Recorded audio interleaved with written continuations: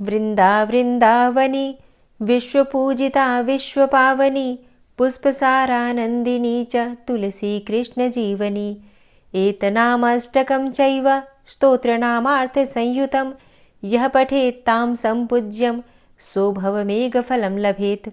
ओम जय श्री हरि विष्णु। आप सभी को परिवर्तिनी एकादशी की मंगल शुभकामनाएं। भगवान श्री हरि विष्णु और माता लक्ष्मी की कृपा सदैव आप और आपके समस्त परिवार पर बनी रहे। दोस्तों, आज है 14 सितंबर 2024 शनिवार का दिन और आज परिवर्तिनी एकादशी का व्रत है। और आज की इस वीडियो में आप सुनने वाले हैं परिवर्तिनी एकादशी व्रत की कथा। और अगर आप पारण के शुभ मुहूर्त के बारे में जानना चाहते हैं तो वीडियो को अंत तक जरूर देखिए। और अब सबसे पहले सुनते हैं परिवर्तिनी एकादशी व्रत की कथा। भाद्रपद मास की कृष्ण पक्ष की एकादशी अर्थात अजा एकादशी की कथा सुनने के बाद धर्मराज युधिष्ठिर ने भगवान श्री कृष्ण से कहा, हे माधव, भाद्रपद मास के शुक्ल पक्ष की एकादशी का नाम क्या है, विधि विधान क्या है तथा इस व्रत का महात्म्य क्या है, ये विस्तार पूर्वक जानने की मेरी बड़ी अभिलाषा है। कृपा करके मुझे इस एकादशी के विषय में कुछ बतलाइए। तब भगवान श्री कृष्ण ने कहा, हे राजन, सब पापों को नष्ट करने वाली और स्वर्ग प्रदायक उत्तम वामन एकादशी का महात्म्य मैं तुमसे कहता हूँ, तुम ध्यान पूर्वक सुनो। यह एकादशी जयंती एकादशी भी कहलाती है। इसका व्रत करने से वाजपेय यज्ञ का फल प्राप्त होता है। पापियों के पाप नाश करने के लिए इससे बढ़कर अन्य कोई उपाय नहीं है। जो मनुष्य इस एकादशी के दिन मेरे वामन रूप की पूजा करता है वह तीनों लोकों की पूजा कर लेता है। मोक्ष की इच्छा रखने वाले मनुष्य इस व्रत को अवश्य करें। जो कमल नयन भगवान का कमल से पूजन करते हैं वह अवश्य ही भगवान के समीप जाते हैं। जो भाद्रपद मास की शुक्ला एकादशी को व्रत और पूजन करता है उसे ब्रह्मा और विष्णु सहित तीनों लोकों का पूजन करने का पुण्य फल प्राप्त हो जाता है। सभी को इस परिवर्तिनी एकादशी का व्रत अवश्य करना चाहिए, क्योंकि इस दिन भगवान विष्णु क्षीर सागर में अपने 4 मास के शयन के मध्य में करवट बदलते हैं। भगवान के ये वचन सुनकर युधिष्ठिर बोले, हे भगवान, मुझे अति जिज्ञासा हो रही है कि संपूर्ण सृष्टि का संचालन करते हुए आप किस प्रकार सोते हैं और किस प्रकार करवट लेते हैं। किस प्रकार राजा बलि को आपने वचन में बांधा और वामन रूप रखकर क्या क्या लीलाएं की। आपके करवट बदलने के उपलक्ष्य में हमको क्या करना चाहिए, यह सब बातें आप मुझसे विस्तार पूर्वक कहिए।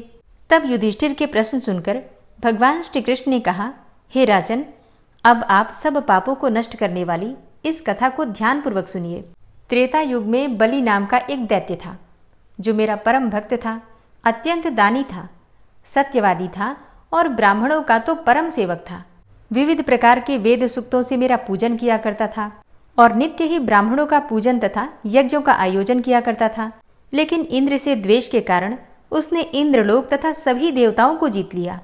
अब तो उसने देवलोक पर अपना अधिपति जमाकर सभी देवताओं को स्वर्ग से भगा दिया और संपूर्ण लोकों का स्वामी बन गया। आकाश, पाताल और पृथ्वी लोक तीनों ही उसके अधीन हो गए।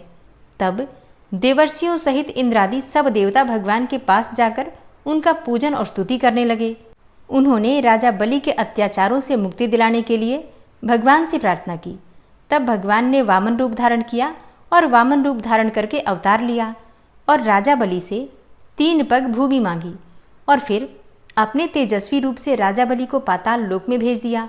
अब ये बातें सुनकर राजा युधिष्ठिर ने फिर से पूछा, हे जनार्दन, आपने वामन रूप धारण करके उस महाबली दैत्य को किस प्रकार जीता।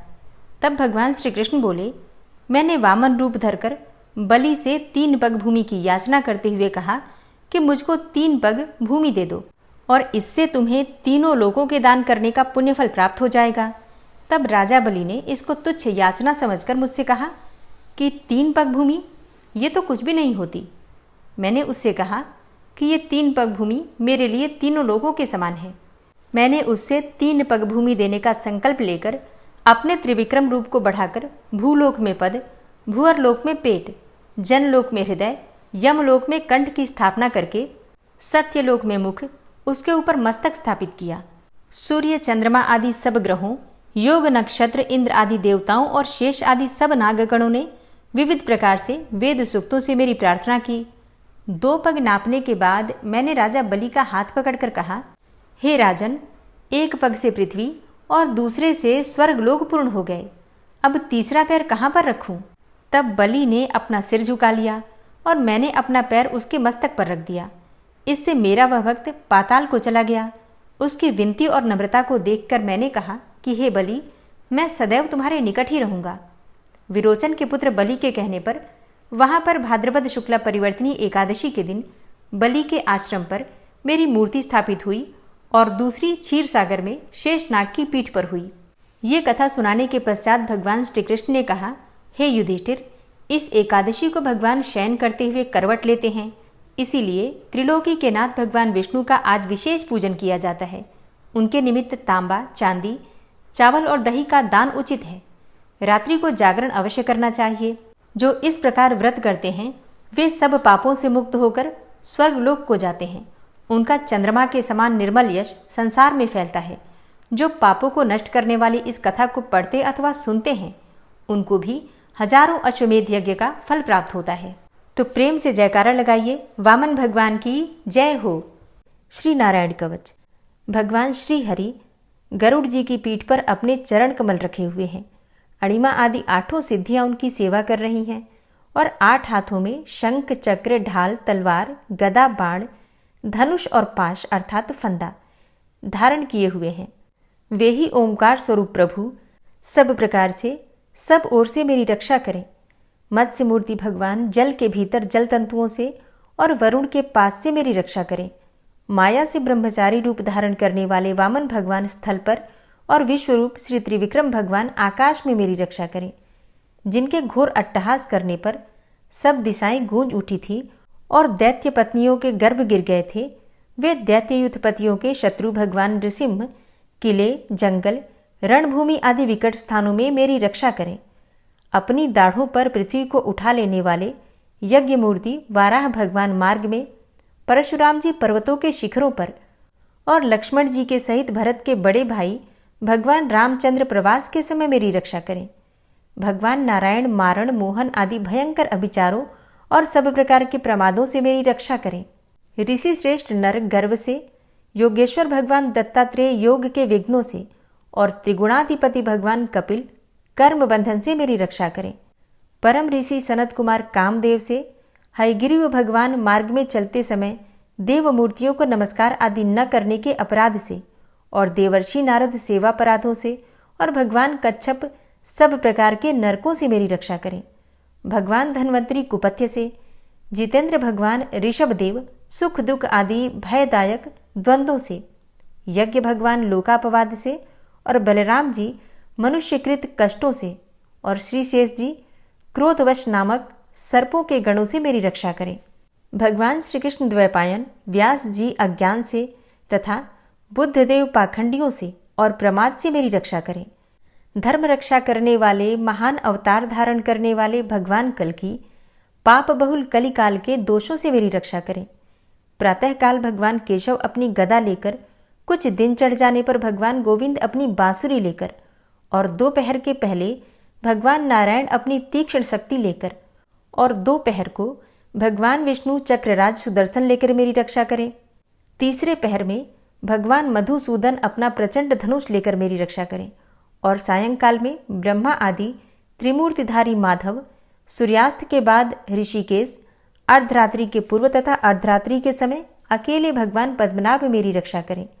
रात्रि के पिछले प्रहर में श्रीवत्स लांछन श्रीहरि, उषा काल में खड्गधारी भगवान जनार्दन और सूर्योदय से पूर्व श्री दामोदर और संपूर्ण संध्याओं में काल मूर्ति भगवान विश्वेश्वर मेरी रक्षा करें। हे सुदर्शन, आपका आकार चक्र रथ के पहिए की तरह है। आपके किनारे का भाग प्रलयकालीन अग्नि के समान अत्यंत तीव्र है।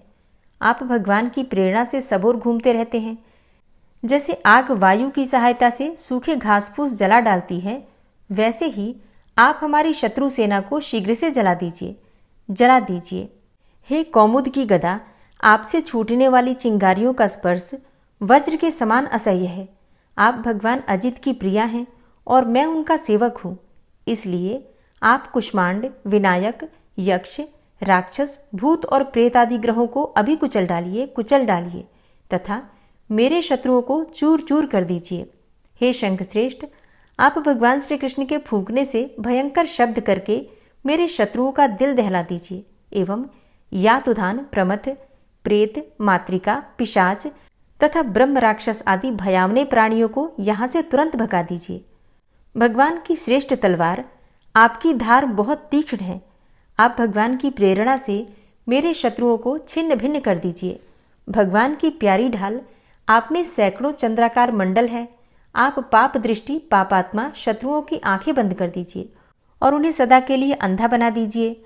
सूर्य आदि ग्रह, धूमकेतु, पुच्छल तारे आदि केतु, दुष्ट मनुष्य, सर्प आदि रेंगने वाले जंतु, दाढ़ों वाले हिंसक पशु, भूत प्रेत आदि तथा पापी प्राणियों से हमें जो भय हो और जो हमारे मंगल के विरोधी हों, वे सभी भगवान के नाम, रूप तथा आयुधों का कीर्तन करने से तत्काल नष्ट हो जाएं। बृहद, रथंतर आदि सामवेदीय स्तोत्रों से जिनकी स्तुति की जाती है, वे वेद मूर्ति भगवान गरुड़ और विश्वक्सेन जी अपने नामोच्चारण के प्रभाव से हमें सब प्रकार की विपत्तियों से बचाएं। श्रीहरि के नाम, रूप, वाहन, आयुध तथा श्रेष्ठ पार्षद हमारी बुद्धि, इंद्रिय, मन और प्राणों को सब प्रकार की आपत्तियों से बचाएं।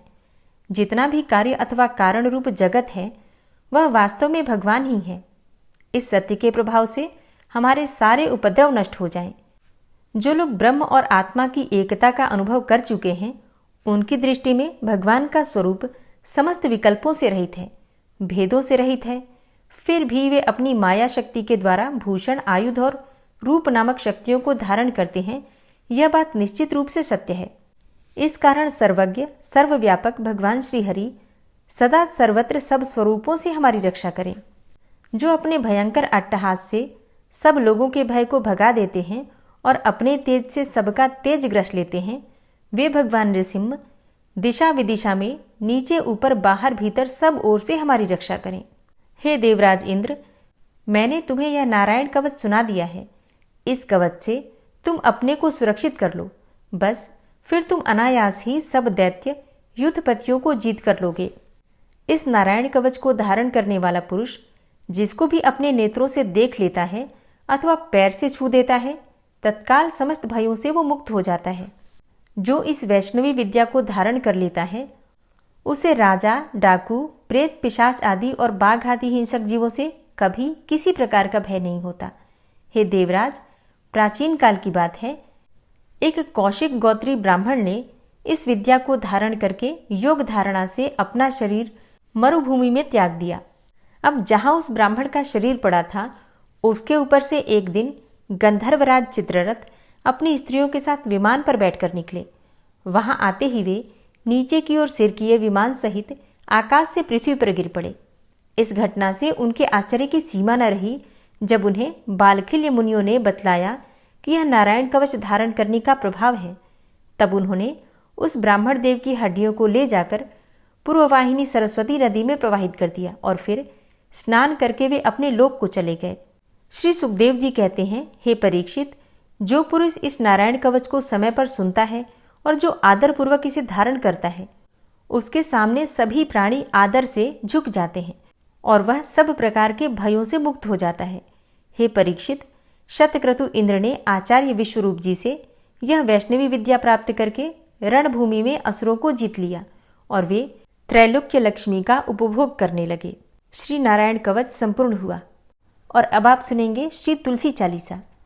श्री तुलसी महारानी करु विनय सिरनाय, जो मम हो संकट विकट दीजे मात नशाय। नमो नमो तुलसी महारानी, महिमा अमित न जाए बखानी। दियो विष्णु तुमको सन्माना, जग में छायो सुयस महाना। विष्णु प्रिया जय जयति भवानी, तिहु लोक की हो सुख खानी। भगवत पूजा करे जो कोई, बिना तुम्हारे सफल न होई। जिन घर तव नहीं होय निवासा, उस घर कर ही विष्णु नहीं बासा। करें सदा जो तव नित सुमिरन, तेहि के काज होय सब पूरन। कार्तिक मास महात्म तुम्हारा, ताको जानत सब संसारा। तव पूजन जो करे कुंवारी, पावे सुंदर वर सुकुमारी। करे जो पूजा नित प्रति नारी, सुख संपत्ति से होय सुखारी। वृद्धा नारी करे जो पूजन, मिले भक्ति होवे पुलकित मन। श्रद्धा से पूजे जो कोई, भवनिधि से तर जावे सोई। कथा भागवत यज्ञ करावे, तुम बिन नहीं सफलता पावे। छायो तब प्रताप जग भारी, ध्यावत तुम्हि सकल चित धारी। तुम्ही मात यंत्रन तंत्रन में, सकल काज सिद्धि होवे क्षण में। औषधि रूप आप हो माता, सब जग में तव यश विख्याता। देव ऋषि मुनि और तपधारी, करत सदा तव जय जयकारी। वेद पुराणन तव यश गाया, महिमा अगम पार नहीं पाया। नमो नमो जय जय सुख कारणी, नमो नमो जय दुख निवारणी। नमो नमो सुख संपत्ति देनी, नमो नमो अघ काटन चेनी। नमो नमो भक्तन दुख हरणी, नमो नमो दुष्टन मद छेनी। नमो नमो भव पार उतारणी, नमो नमो परलोक सुधारणी। नमो नमो निज भक्त उबारणी, नमो नमो जन काज सवारणी। नमो नमो जय कुमति नशावनी, नमो नमो सब सुख उपजावनी। जयति जयति जय तुलसी माई, ध्याऊं तुमको शीश नवाई।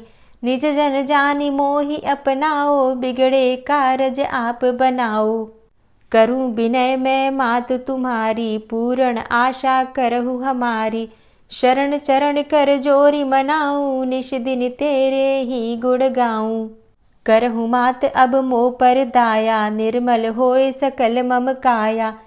मांगू मातु यही बर दीजे, सकल मनोरथ पूर्ण कीजे। जानू नहीं कछु नेम आचारा, क्षमहु मातु अपराध हमारा। 12 मास करे जो पूजा, तासम जग में और नहीं दूजा।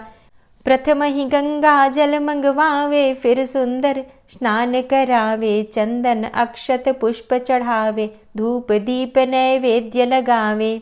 करे आचमन गंगा जल से, ध्यान करे हृदय निर्मल से। पाठ करे फिर चालीसा की, स्तुति करे मात तुलसा की। यह विधि पूजा करे हमेशा, ताके तन नहीं रहे कलेशा। करे मास कार्तिक का साधन, सोवे नित पवित्र हुई जाहि। है यह कथा महासुखदाई, पढ़े सुने सो भव तर जाई। यह श्री तुलसी चालीसा, पाठ करे जो कोय। गोविंद सो फल पावही, जो मन इच्छा होय। तुलसी चालीसा संपूर्ण। और अब आप सुनेंगे तुलसी महारानी की आरती। तुलसी महारानी नमो नमो, हरि की पटरानी नमो नमो। तुलसी महारानी नमो नमो, हरि की पटरानी नमो नमो। धन्य तुलसी पूर्ण तप कीनो, धन्य तुलसी पूर्ण तप कीनो। शालिग्राम की बनी पटरानी नमो नमो। तुलसी महारानी नमो नमो, हरि की पटरानी नमो नमो। जाके पत्र मंजरी कोमल, जाके पत्र मंजरी कोमल। श्रीपति कमल चरण लपटानी नमो नमो, हरि की पटरानी नमो नमो। तुलसी महारानी नमो नमो। धूप दीप नैवेद्य आरती, धूप दीप नैवेद्य आरती। पुष्पन की वर्षा बरसानी नमो नमो, हरि की पटरानी नमो नमो। तुलसा महारानी नमो नमो। 56 भोग 36 व्यंजन, 56 भोग 36 व्यंजन। बिन तुलसा हरि एक न मानी नमो नमो। तुलसी महारानी नमो नमो, हरि की पटरानी नमो नमो। सभी सखी मैया तेरो यश गावे, सभी सखी मैया तेरो यश गावे। भक्ति दान दीजे महारानी नमो नमो। तुलसा महारानी नमो नमो, हरि की पटरानी नमो नमो। नमो नमो तुलसा महारानी, नमो नमो तुलसी महारानी। तुलसी महारानी नमो नमो, हरि की पटरानी नमो नमो। तुलसी महारानी नमो नमो, हरि की पटरानी नमो नमो। प्रेम से बोलिए तुलसी मैया की जय। और अब जानते हैं कि एकादशी की तिथि कब प्रारंभ हो रही है, कब समाप्त हो रही है और व्रत हमें कब धारण करना है। देखिए, एकादशी तिथि प्रारंभ हो जाएगी 13 सितंबर को रात्रि में 10:30 पर और समाप्त हो रही है 14 सितंबर को रात्रि में 8:41 पर। तो सूर्योदय कालीन तिथि के अनुसार 14 सितंबर 2024 शनिवार के दिन परिवर्तिनी एकादशी का व्रत रखा जाएगा।